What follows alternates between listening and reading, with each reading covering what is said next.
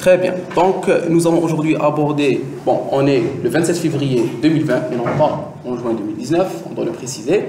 D'accord? Donc, on va aujourd'hui essayer d'aborder très rapidement votre chapitre sur les hormones stéroïdiennes ou sur les composants stéroïdes qui régulent votre activité métabolique et physiologique au niveau de votre organisme. Vous avez eu plusieurs chapitres en biochimie ce trimestre. Vous avez abordé tout au début de cette unité de généralité sur les hormones. Qu'est-ce qu'une hormone? Qu'est-ce qu'une molécule de signalisation? Qu'est-ce qu'un récepteur? Qu'est-ce qu'une transduction? Et puis, qu'est-ce qu'une réponse intracellulaire? Quels sont les types de réponses intracellulaires? Quel est le but de la communication entre une cellule et une autre cellule au niveau de mon organisme? Vous avez ensuite abordé le cours sur les hormones hypothalamo-hypophysaires. Vous avez vu les différents axes, l'axe stéroïdien, l'axe corticotrope, l'axe sexuel. Et nous allons aujourd'hui un peu nous orienter vers l'axe corticotrope et l'axe sexuel, parce que les hormones stéroïdiennes concernent principalement ces deux axes.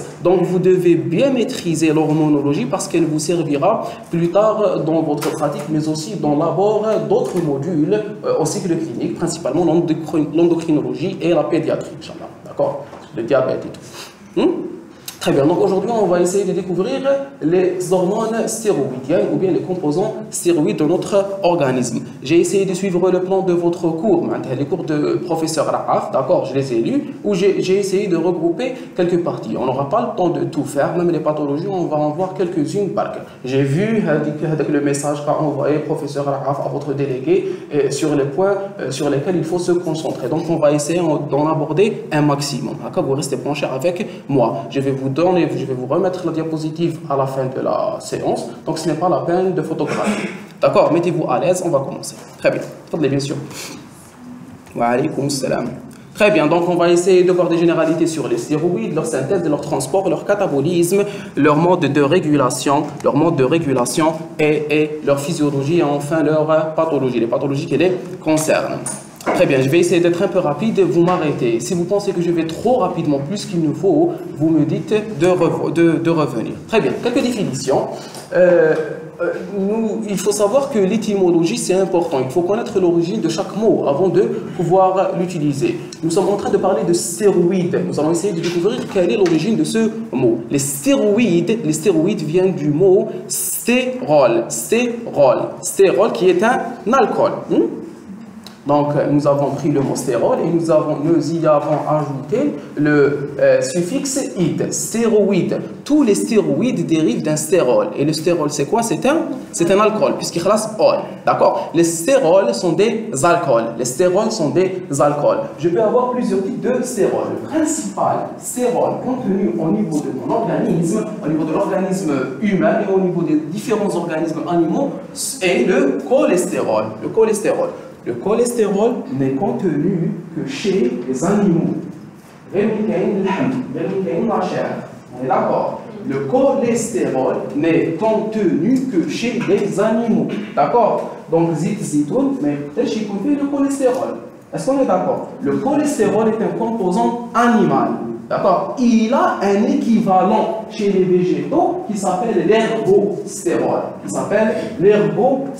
Très bien. Donc, première information, c'est que tous les stéroïdes dérivent d'un stérol.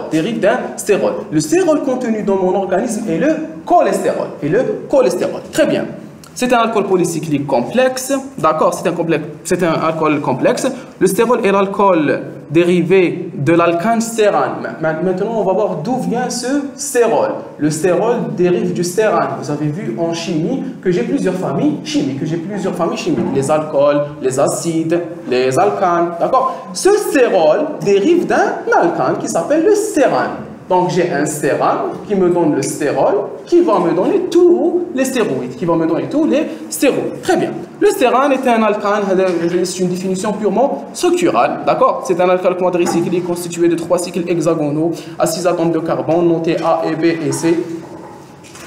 ces caractéristiques, vous devez les connaître, d'accord? Vous devez apprendre la structure qu'a le cholestérol, même si on n'est pas vraiment concerné par la biochimie structurale. Mais pour le cholestérol, on doit le respecter. C'est une molécule très importante au niveau de mon organisme, donc on va prendre la peine de la connaître par cœur, de connaître sa structure et de connaître sa fonction, ainsi que son métabolisme. Vous êtes d'accord? Donc le cholestérol, on va essayer d'apprendre sa structure. Donc qui est en train de nous ennuyer, on peut la remplacer par un petit schéma. D'accord? Le voici.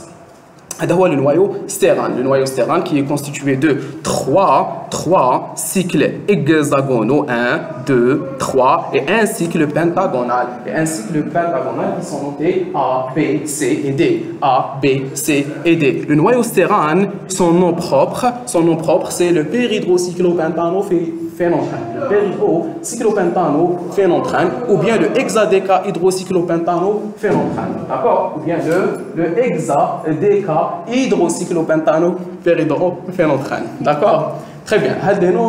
Vous devez le connaître. C'est facile. Cyclopentanophénylanthrène. D'accord? Très bien. Tout ça, c'est de la structure. On va y passer rapidement. Très bien. Donc, voici le noyau. Les classes. Les classes, selon la structure, vous devez les connaître par cœur. C'est parmi les recommandations pour l'examen de professeur à la RAC. D'accord? Donc, ce tableau, il est à connaître par cœur. Très bien. Donc, il faut savoir dès maintenant, je déteste les suspens, dès qu'il y a une information à connaître, on va essayer de l'aborder. Dans le métabolisme des stéroïdes, dans la synthèse des hormones stéroïdiennes, il y a ce que vous n'êtes pas en train de filmer, pas encore? Non. Très bien. Mais qu'est-ce que la batterie classe. Très bien. Donc, il faut savoir qu'il y a ce qu'on appelle le principe de filiation. Le principe de filiation qui est très important dans le métabolisme des stéroïdes. C'est quoi le mécanisme, le principe de filiation? Le principe de filiation est le principe selon lequel toutes les hormones stéroïdiennes dérivent d'une même molécule. Toutes les hormones stéroïdiennes peuvent dériver d'une même molécule à partir d'un grand nombre de transformations. Qui me permettent de passer d'une hormone stéroïde vers une autre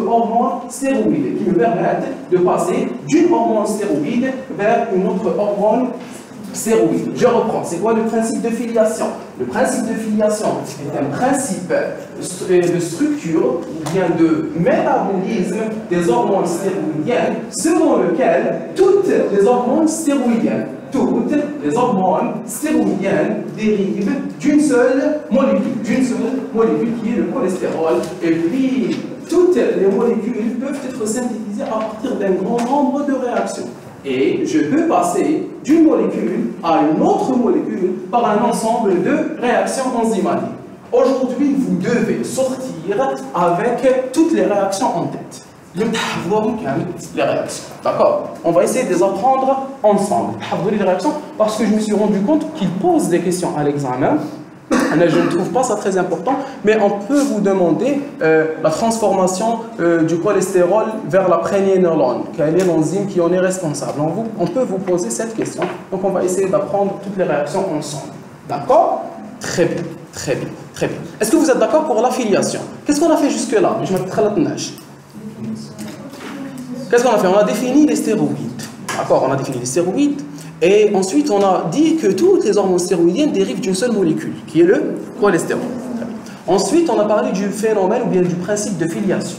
C'est quoi le principe de filiation? C'est un principe selon lequel toutes les hormones stéroïdiennes dérivent d'une seule molécule et que je peux arriver à toutes les hormones stéroïdiennes à partir d'un ensemble de réactions. Et que donc, je peux passer d'une hormone stéroïdienne vers une autre hormone stéroïdienne. Est-ce que vous êtes d'accord? Donc, stéroïdes, on sait ce que c'est. Filiation, on sait ce que c'est. On avance. Donc, les différentes composantes, vous devez les connaître. Donc, je peux dire que j'ai plusieurs classes. De stéroïdes. Nous avons parlé d'œstrogène, d'androgène, de progestérone ou bien de progestine, de glucocorticoïdes, de minéralocorticoïdes et de vitamine D. Tous ces composants sont des stéroïdes. Très bien. Selon quoi, quelle est la différence entre ces différents stéroïdes? C'est leur structure. C'est leur structure. Leur structure est différente. Mais quel est le point commun entre ces hormones stéroïdiennes? C'est qu'elles contiennent toutes un noyau stérane. C'est qu'elles contiennent toutes un noyau stérane et qu'elles sont toutes dérivées d'une seule molécule qui est le cholestérol. Est-ce que vous êtes d'accord? Donc voici les principales hormones stéroïdiennes, les œstrogènes, les progestérones féminines, les androgènes masculins, les glucocorticoïdes, d'accord, les glucocorticoïdes et l'aldostérone qui est impliqué dans le métabolisme des sels et de l'eau. On les considère comme des hormones stéroïdiennes, d'accord? Très bien. Quelle est la différence entre elles? C'est leur structure. Elles n'ont même pas le même nombre d'atomes de carbone. Vous voyez que ici, le nombre d'atomes de carbone, c'est 18. Ici, 19, 21, 21, 21, 27. D'accord? Donc, je peux avoir un nombre différent d'atomes de carbone. Mais le noyau stérane, dans toutes les situations, le noyau stérane reste conservé. Le noyau stérane reste conservé. Est-ce qu'on est d'accord? On a défini les stéroïdes. On a parlé du principe de filiation et on a découvert que j'ai plusieurs types d'hormones stéroïdiennes qui sont différentes dans leur structure, qui sont différentes dans leur fonction, mais qui ont toujours un point commun, qui est la sauvegarde du noyau stérane, qui permet de les définir et de les caractériser comme un ensemble d'hormones qui ont un point commun. Est-ce que vous êtes d'accord? Est-ce que je vais trop rapidement? Très bien, on avance? Très bien, je suis fier de vous. Les stéroïdes de l'organisme comprennent le cholestérol. Ça, c'est un point intéressant. Même le cholestérol est considéré comme une stéroïde. Même le cholestérol est considéré comme une stéroïde, puisque c'est l'origine de toutes les stéroïdes. Adam, d'Adam les stéroïdes. La Hawa. Bon, c'est important. La vitamine D. La vitamine D qui est aujourd'hui considérée comme une hormone. Comme une hormone. Dans le temps, on ne considérait pas la vitamine D, on la considérait comme une vitamine. Une vitamine n'est pas une hormone. Vitamine haja, hormone haja. Aujourd'hui, on considère la vitamine D comme une hormone parce qu'elle a des fonctions hormonales et qu'elle agit en tant qu'une hormone au niveau de mon organisme. La vitamine D, elle est synthétisée à partir du cholestérol et c'est une hormone stéroïdienne. Très bien. Les sels biliaires, les hormones stéroïdes. Est-ce que les sels biliaires sont des stéroïdes? Est-ce que ça répond à ma question? Est-ce que les sels biliaires sont des stéroïdes? Oui, oui, ce sont des stéroïdes. Est-ce que les sels biliaires sont des hormones stéroïdiennes? Non. Bravo. Il faut faire la différence entre un stéroïde et une hormone stéroïdienne. Toute hormone stéroïdienne est un stéroïde. Toute hormone stéroïdienne est une stéroïde. D'accord? Mais tout stéroïde n'a pas nécessairement une fonction hormonale. Tout stéroïde n'a pas nécessairement une fonction hormonale. D'accord? Donc je peux avoir des composants stéroïdes qui n'ont pas, qui n'ont pas de fonction hormonale. Le cholestérol, est-ce que c'est une stéroïde? Oui. Est-ce que c'est une hormone? Non. Très bien. La vitamine D, est-ce que c'est un stéroïde? Oui. Est-ce que c'est une hormone? Oui. Ah, très bien. Donc, je peux avoir des composants stéroïdes qui n'ont pas de fonction hormonale et je peux avoir, dans la majorité des cas qui nous intéressent aujourd'hui, dans notre module d'hormonologie, je peux avoir des stéroïdes qui possèdent une fonction hormonale. Est-ce que c'est clair? Très bien. Je vais vous poser des questions, restez concentrés. Très bien. Les hormones stéroïdiennes, on a su ce que c'était que les stéroïdes, on va s'intéresser aux hormones stéroïdiennes, c'est-à-dire aux stéroïdes qui ont une fonction hormonale. Aux stéroïdes qui ont une fonction hormonale. Les glucocorticoïdes dans le chef de file et le cortisol. Glucocorticoïdes, on doit le définir, s'il vous plaît. Si vous voulez réussir en biochimie, Inch'Allah, il faut connaître le sens des mots. Si vous voulez réussir dans votre vie, il faut connaître le sens des mots. N'utilisez jamais un mot que vous ne savez pas définir. D'accord? Vous ne pouvez pas utiliser une chose dont vous ne connaissez pas le secret, dont vous ne connaissez pas les caractéristiques. Quand on essaie de mélanger ou là, de faire des choses avec d'autres choses qu'on ne connaît pas, on a les mauvaises conséquences. D'accord? Très bien, donc on doit savoir définir. Quand on sait définir ce qu'on est en train de dire, on est à l'aise. On est à l'aise, on ne dit pas de bêtises et on évite les erreurs. Vaut mieux savoir peu avec une vraie information que de savoir beaucoup de choses qui sont fausses. Et aujourd'hui, c'est devenu un vrai challenge. Pourquoi? Parce qu'on est dans un temps de surinformation. Il y a tellement d'informations qu'on ne peut plus caractériser le vrai du faux. Et ça, c'est votre travail personnel que vous devez mener de maintenant jusqu'à votre mort. Inch'Allah. Très bien. Les glucocorticoïdes dont le chef de file est le cortisol. Glucocorticoïde. Qu'est-ce que ça veut dire glucocorticoïde? Ça veut dire que c'est un corticoïde qui va agir au niveau du métabolisme de lysine. Glucocorticoïde. On a un corticoïde qui va agir au niveau des glucides. Ou corticoïde, je fais corticoïde est une molécule synthétisée par le cortex de la surrénale. Donc, toutes les molécules synthétisées par la corticosurrénale sont corticoïdes. Toutes les molécules synthétisées par la corticosurrénale, on les appelle corticoïdes. D'accord?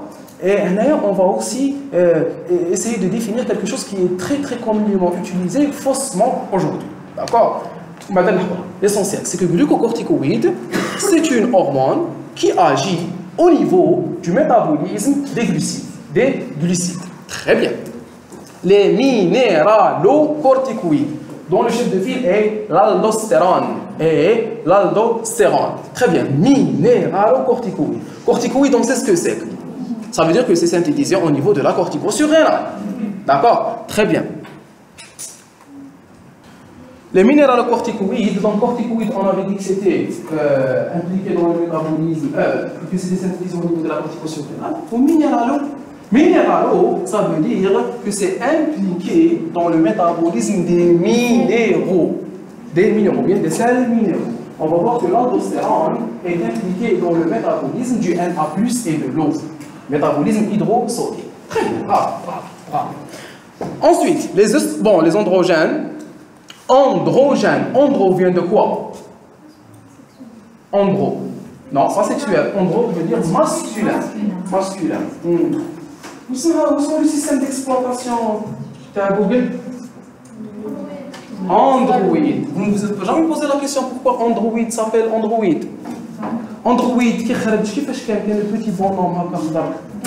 D'accord? Donc avec le petit bonhomme, c'est quoi l'Android? Voilà. Ça ne sert à rien. Des fois, ça peut servir. Allez, Android. Andro veut dire masculin. D'accord? Et vous avez vu que vous êtes en deuxième année. Vous n'avez pas encore fait la CMU.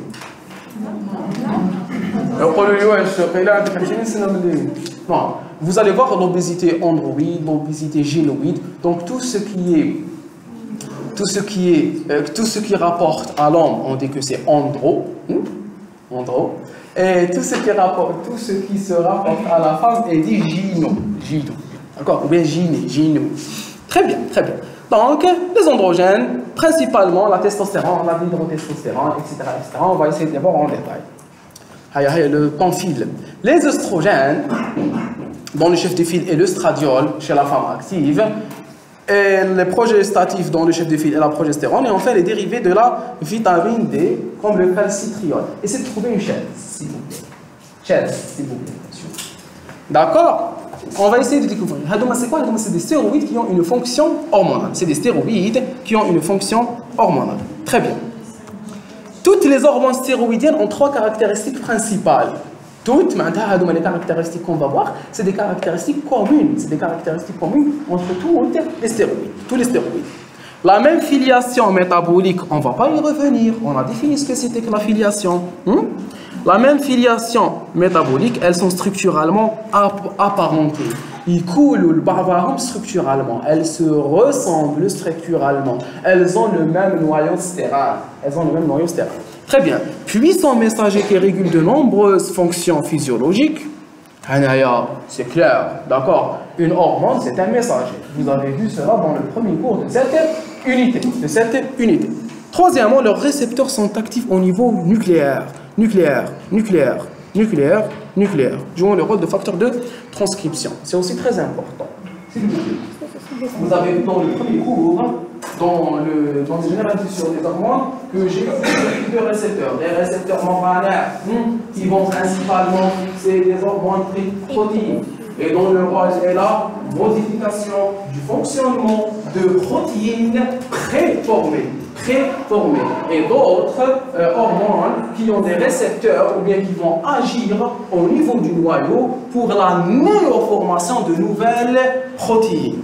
Alors, je ne vais pas y revenir, vous avez fait votre premier cours, on va perdre beaucoup de temps, le temps nous finira. S'il vous plaît, il y a des hormones protéiques. Les protéines sont hydrosolubles. Puisque les protéines sont hydrosolubles, les protéines ne vont pas entrer à l'intérieur de la cellule. Elles vont retrouver le récepteur sur la membrane.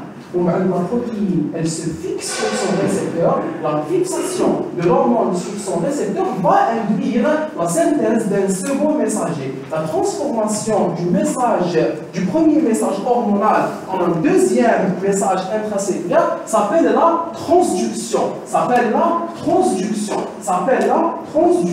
Et cette transduction, elle permet de modifier le comportement de protéines qui étaient préformées, comme la PKA, comme la PKB, ou bien AKT. L'essentiel, comme le récepteur activité tyrosine kinase qui va réaliser des messages de phosphorylation à l'intérieur de la cellule. Et il y a un autre type d'hormones qui vont entrer à l'intérieur de la cellule. Pourquoi? Pour agir au niveau du noyau. D'accord? Les deux principales hormones qui vont agir au niveau du noyau sont les hormones thyroïdiennes et les hormones stéroïdiennes. Suivez bien avec moi s'il vous plaît. Les hormones thyroïdiennes, elles peuvent retrouver le récepteur déjà à l'intérieur du noyau, comme elles peuvent le retrouver au niveau du cytosol. D'accord? Elles peuvent le retrouver dans le cytosol, comme elles peuvent le retrouver à l'intérieur du noyau. Très bien. L'essentiel, c'est qu'elles chassent. D'accord? Les hormones stéroïdiennes, non. Les hormones stéroïdiennes ne peuvent se fixer à leur récepteur que dans le cytosol. Donc, il faut savoir que le récepteur des hormones stéroïdiennes au repos il est lié à une protéine qui s'appelle la Heat Shock Protein 90, la HSP90. La HSP90, mais trop d'hormones stéroïdiennes à l'intérieur du cytosol, elle se fixe sur son récepteur, puis c'est le complexe hormone-récepteur qui va être internalisé à l'intérieur du noyau pour induire un message intranucléaire. Et c'est quoi ce message intranucléaire? Le message intranucléaire est la fixation sur l'ADN pour agir en tant que facteur de transcription. C'est quoi un facteur de transcription? Un facteur de transcription est une molécule qui, une fois dans le noyau, une fois en contact avec l'ADN, elle va provoquer, elle va induire, elle va favoriser la transcription de l'ADN en ARN. L'ARN va subir une maturation. Cette maturation lui permet de sortir du noyau pour agir au niveau du cytosol. Il va être traduit par des ribosomes. Les ribosomes vont synthétiser des protéines par l'association d'acides aminés. Ces protéines vont subir des modifications post-traductionnelles au niveau de l'appareil de Golgi pour donner des enzymes, pour donner d'autres hormones, pour donner des molécules actives qui vont soit agir à l'intérieur de la cellule ou bien exociter pour agir au niveau de la membrane ou bien en dehors de la cellule. Vous voyez que les hormones stéroïdiennes, elles sont agies au niveau du noyau pour synthétiser de nouvelles protéines. Alors que les hormones qui vont agir au niveau de la membrane plasmique, elles vont modifier le comportement. Elles vont juste activer ou bien désactiver. Par la phosphorylation, la déphosphorylation. Donc il faut faire la part des choses. Il faut faire la différence entre les deux systèmes. D'accord? Ici, nous sommes en train de parler des hormones stéroïdiennes. Et ces hormones stéroïdiennes, en se fixant sur le récepteur au niveau du cytosol, elles vont créer un complexe hormone-récepteur. Le tout va entrer à l'intérieur du noyau. Il va agir en tant que facteur de transcription. Il va se fixer sur l'ADN. Il va activer la transcription de l'ADN en ARN. Et il va synthétiser de nouvelles protéines. Est-ce que c'est clair? Le plus important, c'est que les hormones stéroïdiennes vont agir au niveau du noyau.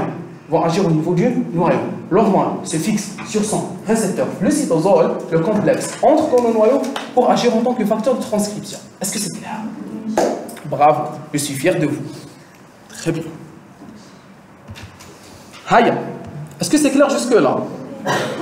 Sûr, aucune question. Bravo, bravo. Haya, on avance bien, on avance bien. On vient de la raconter. Haya, on va la lire ensemble. Vous êtes en train de voir, vous arrivez à voir. Les récepteurs des hormones stéroïdiennes NR3 se trouvent dans le cytosol. Oui, on le sait. Merci. Très bien. C'est l'interaction avec l'hormone qui leur permettent d'être transloqués vers le noyau. On vient de le dire. Après démasquage de la séquence NLS, où ils activeront la transcription de gènes présentant un HRE, hormone responsive element palindromique.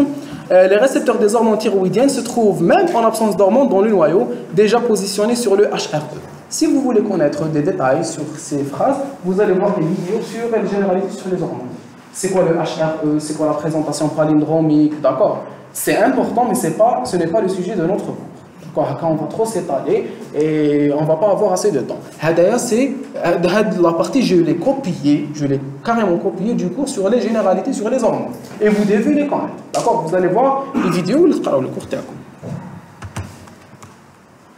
L'essentiel, ce qui nous intéresse aujourd'hui, c'est que les hormones stéroïdiennes, elles vont entrer à l'intérieur de la cellule, se fixer au niveau du cytosol avec le récepteur et puis entrer. Les détails, vous allez les voir dans le cours sur les généralités. Et on a terminé la première partie.